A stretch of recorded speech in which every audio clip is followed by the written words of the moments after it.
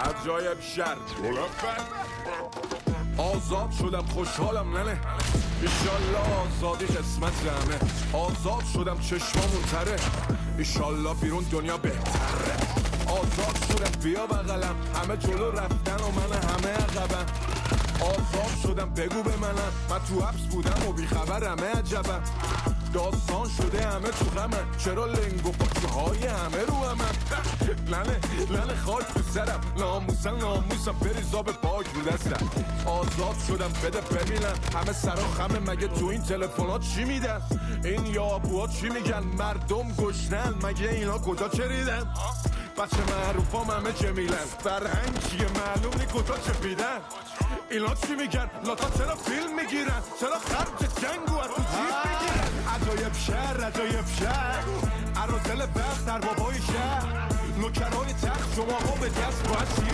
سیر کنیم گشنه ها رو سر عجایب شهر عرازل بخت در بابای شهر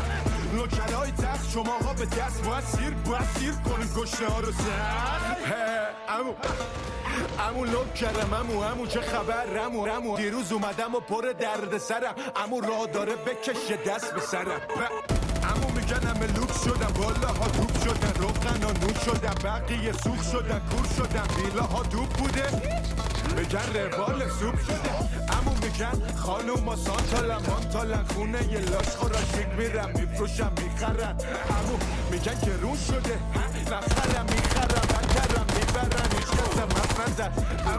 امو پدرها در همن امو جلو خونه باده هاشونم شرمندن امو گشنه ها نزدیکن انجمن ها واسه گربه هاشون نز میدن امو گشنه ها فش میدن لخ میشن هل میدن لبس میرن امو رفیقام بیکارم بیمارن جزامی چی دارن امو دیروز از حبس اومدم حبس نفس اومدم امو بکشه دست به سرم میخوام برگردم دردت به سرم عجایب شهر عرازل بخت در بابای شهر نوکرهای تخت شما ها به دست باید سیر کنیم گشنه ها رو سر عجایب شهر عرازل بخت در بابای شهر